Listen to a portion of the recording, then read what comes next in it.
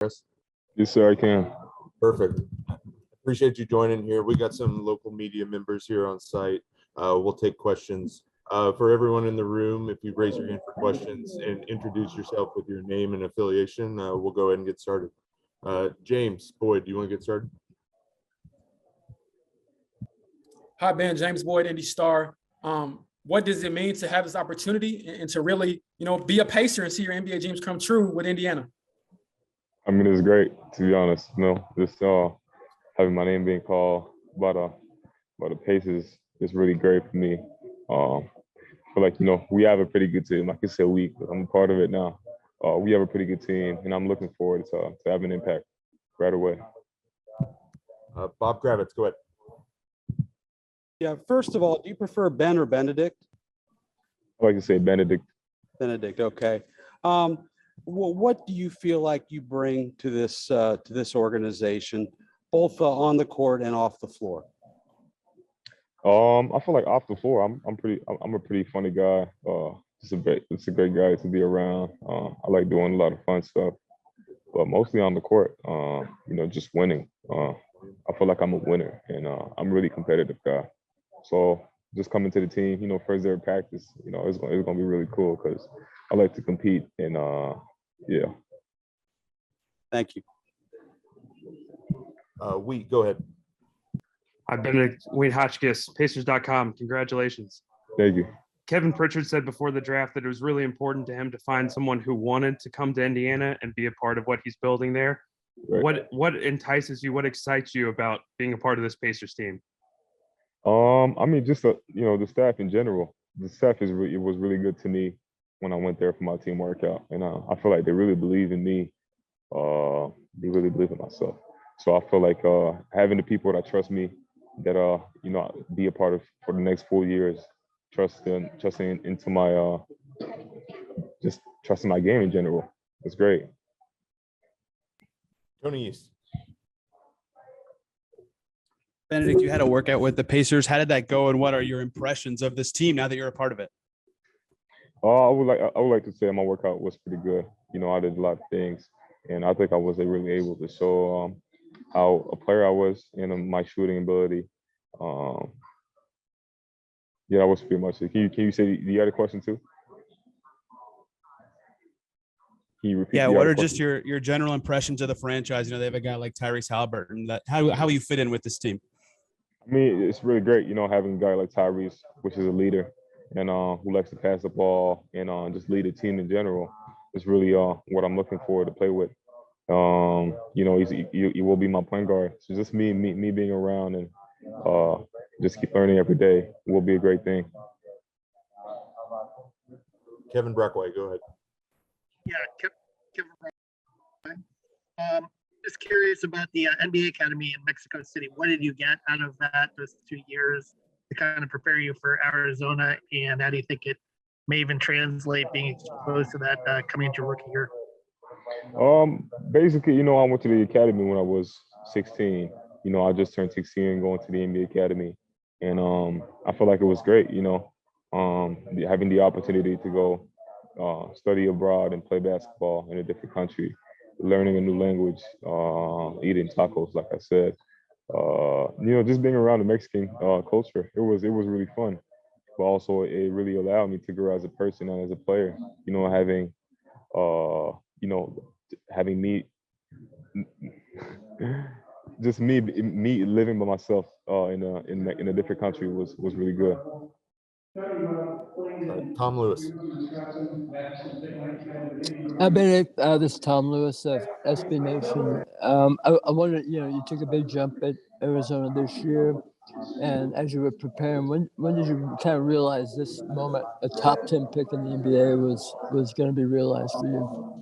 I feel like it really started last year. Coming back from my sophomore year, I knew.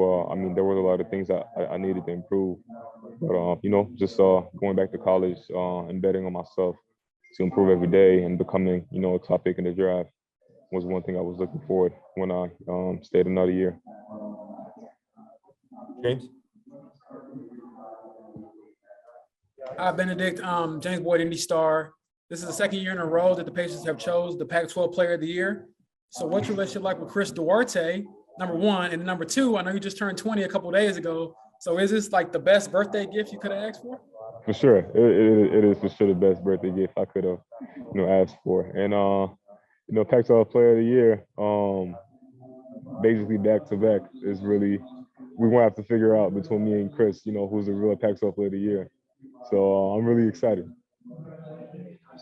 Bob, go ahead. Yeah, Benedict, Bob Kravitz with The Athletic here in Indianapolis. You've had a lot of challenges in your life growing up. What are some of the things that maybe you think back on as you embrace this moment, and how did it help you grow as a person? I would say the main thing is, when I lost my brother, I was 12, and I felt like I needed to become the man of the house.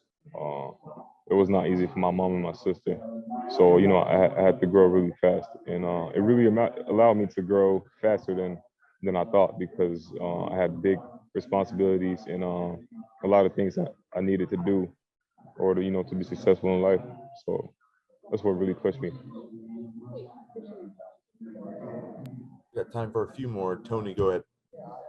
Benedict, what were your conversations with Rick Carlisle like, and what are you looking forward to about playing for a head coach like him? The conversations were great. He told me about what he's looking so what he thinks about me, and he's also talking about my potential and what I could bring to the team. And I feel like the conversations were pretty good. He told me what he thought of me and how I could be a really great player. So it was really genuine. James? James Boyd, Indy Star. Benedict, I know, you talked about your brother, but what did it mean to share this moment with your mom and your sister and have them there with you, looking fresh, on the big stage? Right. Thank you. It meant everything for me and my family. I'm the first one in my family to get drafted. It was a really, a great night, to be honest. I'll wake up tomorrow and be a Pacer, and this, the only gift I could really ask for my birthday, and it's really a dream coming true. So it's great. Bob, go ahead. Yeah, Bob Kravitz with The Athletic. So this is a pretty good celebration, but will you celebrate tonight before you hop on a plane to Indianapolis? Just celebrate by having food with my family and friends, cooling down before the storm, because I'm really excited to get to Indiana and get to work. Do you know much of anything about Indiana? Have you been? Do you know much about it? Oh, it was actually my first. It was my second time going to Indiana. I went one time. We were supposed to land in Champaign, and we landed in we landed in Indiana. I'm sorry, Mom.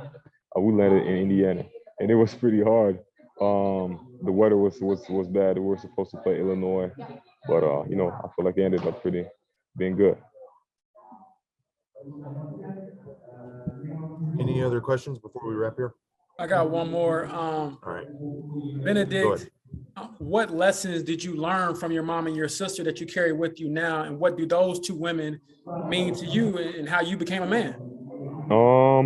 Basically, just the biggest advice they gave me is don't ever let nobody tell you can't do anything.